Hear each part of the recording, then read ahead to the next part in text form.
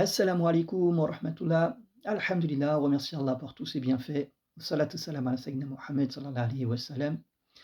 Une petite mise au point aujourd'hui, Inch'Allah, toujours dans l'intention de partage, d'encouragement sur la voie du vrai. Une petite mise au point à propos de ce travail de la présence, ce travail intérieur, ce travail personnel de dhikr, de rappel, de souvenir, de taqwa, dans le sens d'attention, de vigilance. De quoi s'agit-il?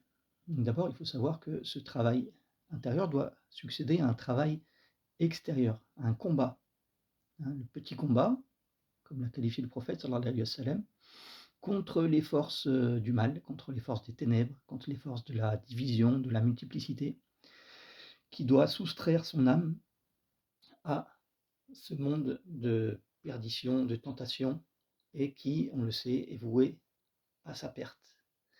Il s'agit de lutter pour rejoindre le camp du bien, du bon, du vrai, du beau, du vivant.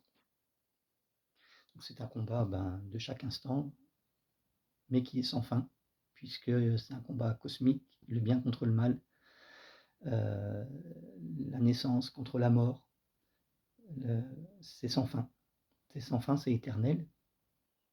Mais, alhamdoulilah, on a l'aide d'Allah subhanahu wa ta'ala, puisque c'est lui qui guide qui il veut. Si on s'engage dans cette voie, c'est que déjà Allah l'a permis, alhamdoulilah. Ensuite, on a l'aide de notre bien-aimé prophète Mohammed sallallahu alayhi wa sallam, qui par sa lumière nous soustrait, sa pure lumière soustrait notre âme du monde des ténèbres. Il y a l'aide des anges aussi, invisibles, mais qui luttent aussi dans le monde invisible contre les forces occultes, les forces psychiques qui sont à l'œuvre et qui répandent leur influence et qui gagnent de plus en plus d'adeptes. Mais alhamdoulilah, par la grâce d'Allah, on sortira de ce camp des zombies pour retourner à la pleine conscience, Inch'Allah.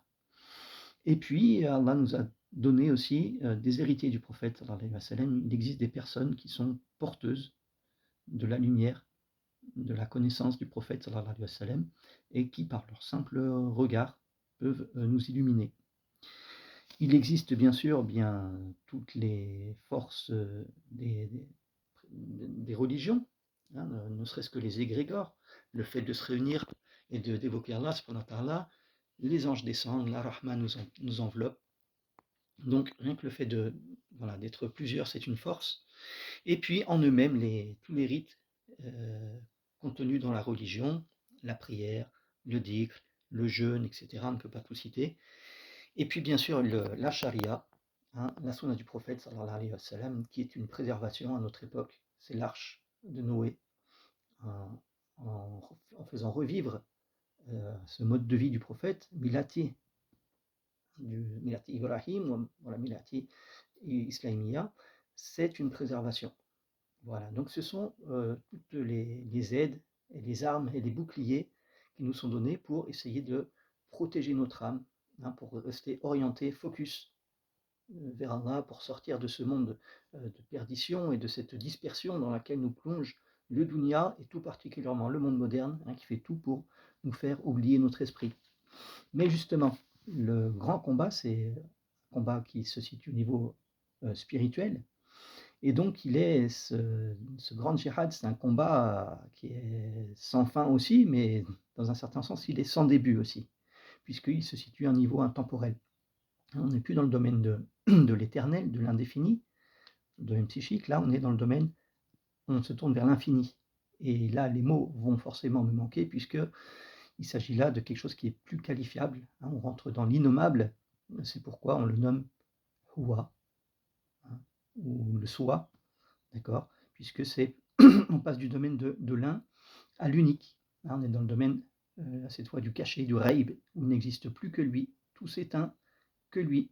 Même l'ange de la mort disparaît, il ne reste que lui. Et c'est ce retournement du regard, il ne reste plus que son regard, qui est demandé dans ce travail de méditation. C'est le retournement de l'attention vers son origine, d'accord, qui peut être corroboré par les versets coraniques. La tudrikuhu al-absar wa huwa yudriku al-absar wa huwa al-latif al-khabir.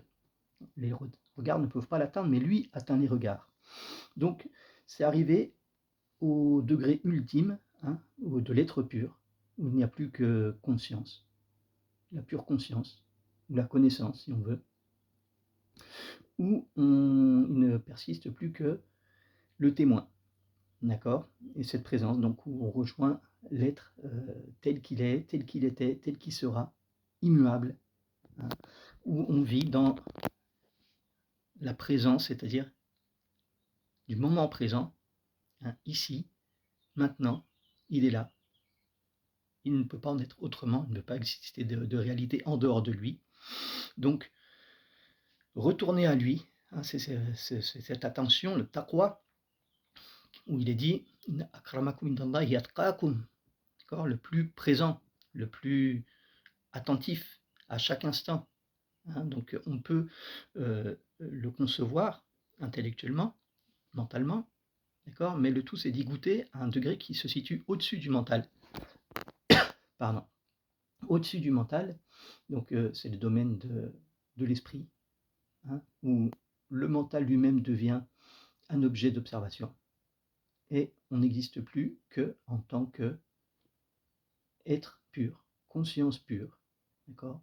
On se sent vivre en tant que conscience témoin du spectacle du monde et de soi-même, c'est-à-dire ma personne, plutôt mon individu, mon nefs, n'est plus qu'un objet d'observation. Et quelque part, il y a une dissociation, hein, une dissociation dans le sens de la sharika il n'est que lui. Et c'est alors que on goûte à un état de paix, de béatitude, hein. Et tout ça, je répète, se situe en arrière-fond de la conscience individuelle, d'accord. Donc, on ne peut pas dire que c'est nous qui goûtons en quelque sorte, hein. C'est plutôt retourner, sentir plutôt le fond de l'océan sur lequel s'agitait la vague. Donc et ça donne lieu à un détachement, puisqu'on n'est plus que spectateur, on ne se sent plus concerné, hein, on touche à un domaine qui ne peut plus être attaqué, qui ne peut pas être diminué, qui ne peut pas être retiré, il est toujours là.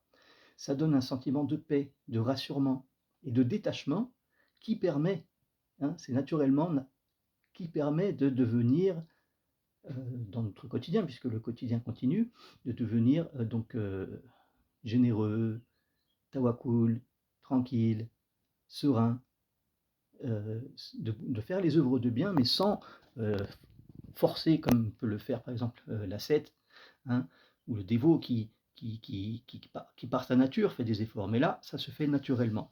D'accord. Ces œuvres de bien, elles se font naturellement, sans souci du résultat, puisque on goûte véritablement au tawhid, hein. Tout vient d'Allah, tout retourne à Allah. Bismillah, mashallah, la yathuku le khayra ilallah. Bismillah, mashallah, la yusrifu le su'a ilallah. Bismillah, mashallah, ma kana min amatin fa minallah. Bismillah, mashallah, wa la hawla wa la quwwata illa billah. Voilà, plus de soucis. Donc, on goûte aussi à ce degré qu'a décrit le prophète sallallahu alayhi wa sallam, de mourir avant de mourir. Voilà, on demande à Allah qui nous permette par sa grâce, Inch'Allah. C'est lui qui est à l'œuvre. Chaque chose se fait quand elle doit se faire. Et alhamdulillah, alhamdulillah, alhamdulillah, wa salam.